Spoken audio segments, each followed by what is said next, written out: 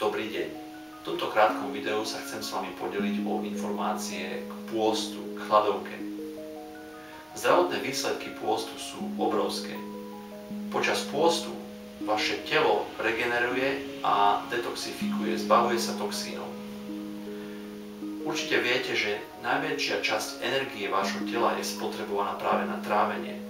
Počas hladovky dochádza, ako som už spomínal, k vylučovaniu a energia, ktorá je ušetrená na trávenie, je využívaná na regeneráciu buniek. Obzvlášť od posledných 50 rokov boli zdravotné výsledky s pôstom pomerne zanedbávané a zatláčané do úzadia. Prečo?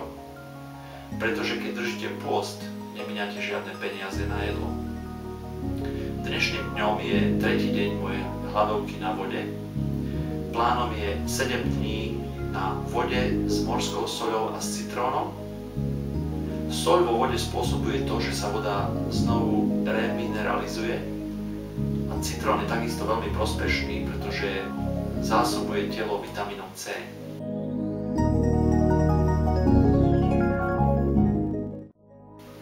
Poobzerajte sa po horkej byline, ktorá vám pomôže zbaviť sa parazitov a červov z vášho tráviaceho traktu.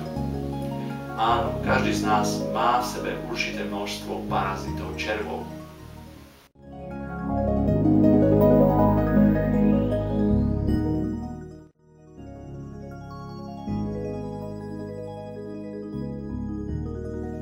Zvoľte si deň v týždni, ktorý ste sa narodili.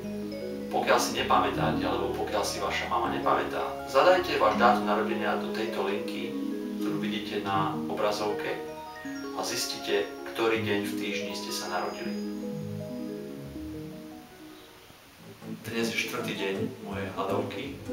Cítim sa vynikajúco, obzvlášť po hodinovej prechádzke na čerstvom vzduchu. Práve pred chvíľou som sa vrátil z večernej prednášky s človekom menom Don Tolman.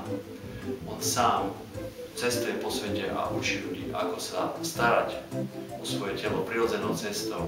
On sám urobil niekoľko hladoviek, 42-dňových hladoviek na vode. Po jednej z nich dokonca behal maratón. Dnes je 5. deň mojej hladovky. Každý deň cítim viac a viac energie. Chcel by som sa dnes s vami podeliť o informáciu z knihy autora William Howard Hay. Kniha má názov K zdraviu cez stravu, cez jedlo. Hovorí v nej, že hladovky po dobu 90 dní boli dosiahnuté v minulosti. Jedna hladovka bola ešte dlhšia.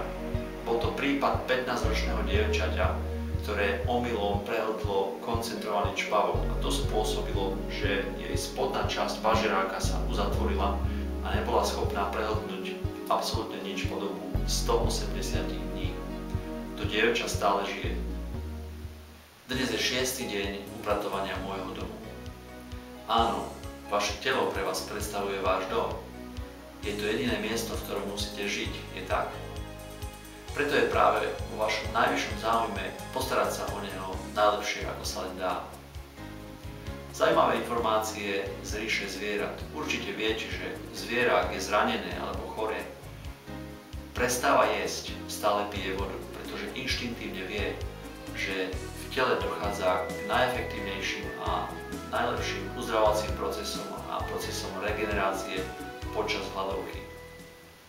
Dnes je 7. deň mojej hladovky na vode.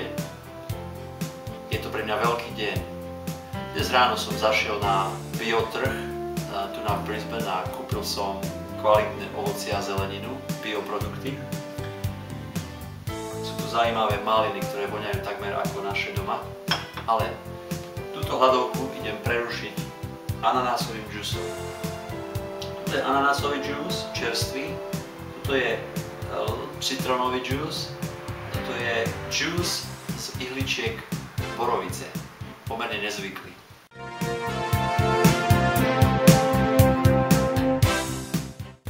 Na vaše zdravie.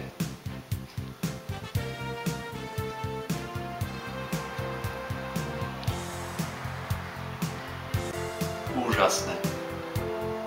Toto je vlastne moje prvé jedlo za posledných 7 dní vo forme džúsu. Zároveň by som týmto rád poďakoval Hanke za jej podporu za posledných 7 dní. Hanka, ktorá drží kameru práve teraz.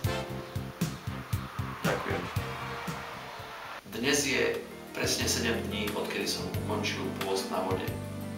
Nasledujúci deň po ukončení som podstúpil terapii, počas ktorej dochádza k vypláchnutiu hrubého čreva vodou. Bolo fascinujúce sledovať, čo odchádzalo z môjho tela.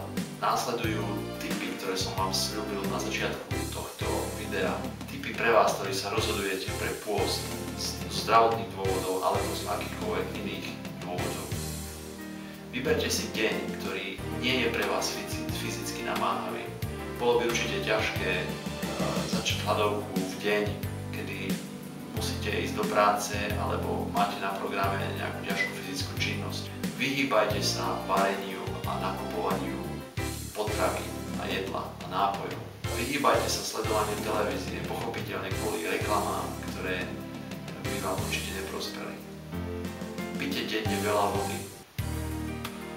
Zároveň choďte na prechádzku na čerstvý vzduch. Pohyb je veľmi prospešný. Strávte čas na slnku. Urobte si kúpeľ, horúci kúpeľ a pridajte si do neho soľ, Epsom sol. Vaša pokožka je najväčším orgánom tela, ktorá vylučuje toxíny. Napíšte prosím vaše postrehy a názory tu dole pod týmto videom. A ja vám za to ako odmenu pošlem zdarma darček na vašu e-mailovú adresu vo forme mesačníka s cennými radami k pôstu a zároveň s mnohými zdravotnými benefitami, ku ktorým počas pôstu dochádza. Teším sa ešte raz na vaše postrehy a prajem vám veľa úspechov. Na zdravie.